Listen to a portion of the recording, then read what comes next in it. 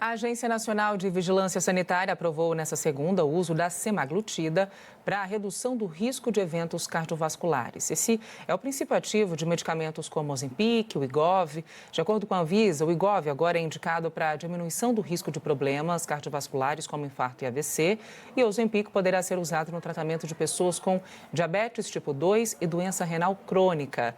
Sobre esses assuntos, a gente conversa agora com o médico Vinícius Mariano, especialista em nefrologia e abordagem funcional integrativa. Doutor, tudo bem? Bom dia. Olá, bom dia, tudo bom? Tudo jóia. Bom, falei um pouquinho dessas novas indicações, mas queria que o senhor nos detalhasse mais um pouquinho, né? A gente trouxe aí o Wegovy, o Ozempic, qual público específico? Poderia ser um público só de adultos, crianças, enfim. Explica esse cenário para a gente.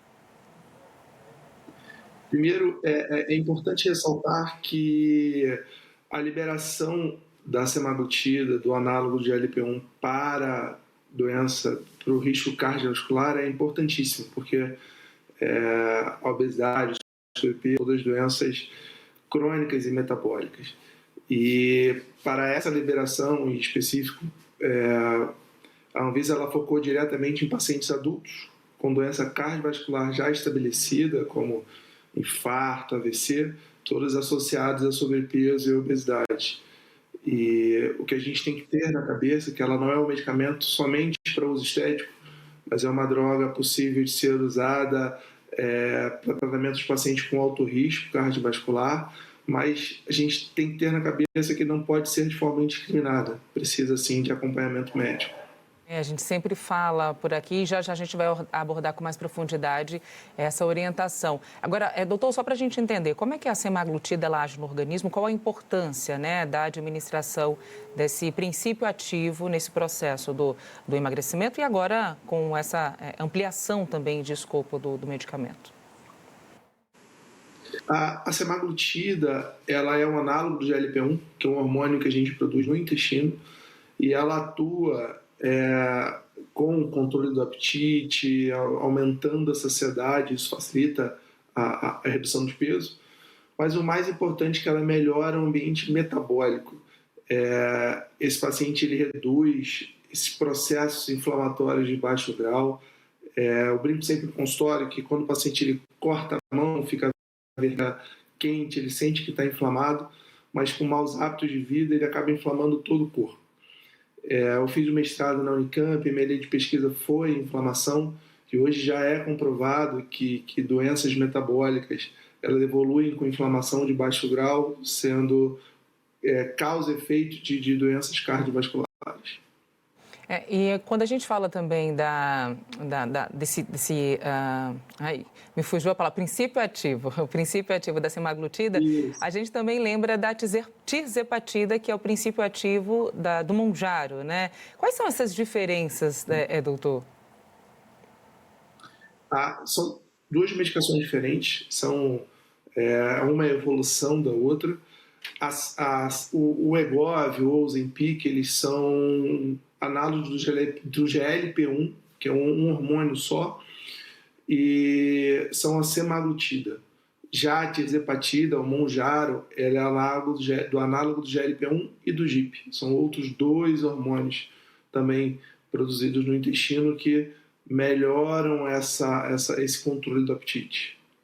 Até pegando um pouquinho sobre essa autorização da Anvisa agora, né, que amplia essa administração em pacientes com, enfim, esse cenário de doenças cardiovasculares, como esse cenário hoje é no Brasil, né? A gente ainda tem muitas pessoas que, claro, que a doença não necessariamente está ali ligada, é resultado da obesidade, mas pessoas obesas são mais propensas a desenvolverem esse tipo de problema, né?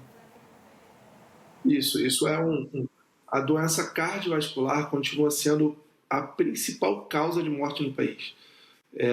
Temos cerca de 400 mil óbitos por ano. Então, é um ponto que a gente precisa atuar, médico, como saúde pública, como medicina de prevenção, porque hoje milhões de brasileiros continuam convivendo com algum grau de doença cardiovascular que torna qualquer estratégia necessária precisa ser segura para a redução desse risco que é extremamente relevante na saúde pública. E agora eu quero voltar na orientação que o senhor nos trouxe no início, que é das pessoas usando de forma errada. É um assunto polêmico, eu queria que o senhor nos detalhasse quais são os principais erros hoje cometidos por pessoas que buscam, né, nessas canetas emagrecedoras, nesses medicamentos, esse processo de forma mais acelerada. Eu sei que, além da orientação médica, tem um tempo para que a pessoa, né, faça a utilização, mas algumas acabam ignorando esses aspectos e, em muitos casos, usando até por conta própria, porque tem estabelecimento, infelizmente, que acaba repassando esses emagrecedores sem prescrição médica, hein, doutor? O uso sem prescrição médica, sem orientação, a gente tem que ter um alerta sempre, desde o uso de um paracetamol, uma simples dor de cabeça, até o uso de uma medicação tão importante hoje que a gente tem na mão. E os principais erros, o mais comum que a gente encontra no consultório é o uso sem indicação, o aceleramento das doses sem essa orientação, evoluindo de forma mais rápida e precoce com efeitos colaterais e efeitos adversos. O paciente ele se lança a mão somente da canetinha, muitas vezes de forma duvidosa. A gente tem hoje o uso desenfreado de medicações sem um rastreio de segurança de medicação.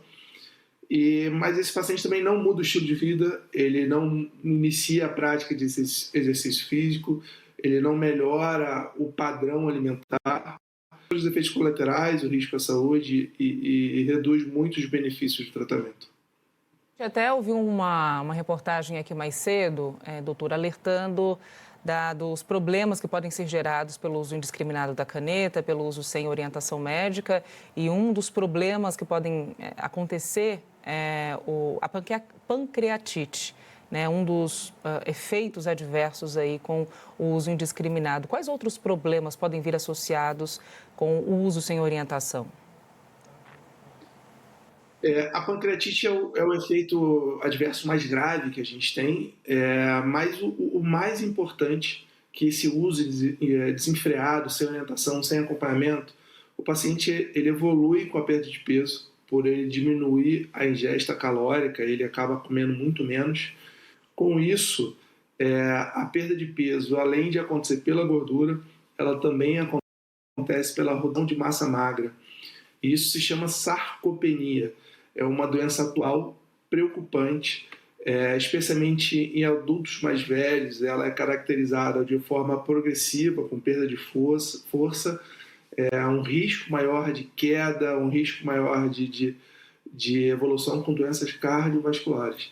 Então, nós temos os efeitos colaterais mais graves, que são a pancreatite, com certeza. O mais presente é a sarcopenia, é a perda de massa muscular que, a meu ver, daqui a poucos anos, a gente já está vivendo esse cenário, vai ser a doença mais preponderante na população. É impressionante, né, quando a gente observa esse cenário, porque a gente está falando de um método que foi liberado para muita gente, um método teórico, vou dizer assim, né, teoricamente novo para determinados públicos, apesar dos estudos serem, né, de longa data.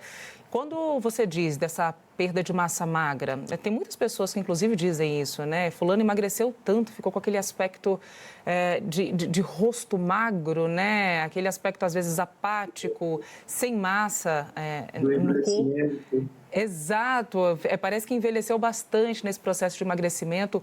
Essa massa que ela é perdida, é possível ser recuperada depois, doutor? Sim, isso depende muito de estratégia, de manejo desse acompanhamento. Evolução de dose, as pessoas elas compram a canetinha, muitas vezes não sabendo a dose correta e já aceleram para a dose de talvez de maior efeito, para um emagrecimento mais rápido. E se não houver uma suplementação correta, uma correção da ingesta calórica, uma correção dos macronutrientes que seriam proteína, carboidrato, gordura, acaba evoluindo mais rápido para a sarcopenia. Então, no nosso dia a dia de tratamento, além do uso correto das doses, nós prescrevemos tanto a suplementação via oral quanto a suplementação venosa de micronutrientes, aminoácidos, vitaminas, para esse paciente não evoluir com a perda de massa muscular. E além disso, só para a gente finalizar, doutor, existe eu sei que cada caso é um caso, né? Mas existe algum tempo máximo de utilização, de acompanhamento desse tipo de formato de emagrecimento? Ou seja, teria ali um tempo limite para que a pessoa utilizasse as canetas, e aí eu digo de forma recorrente, né? Com um tratamento duradouro?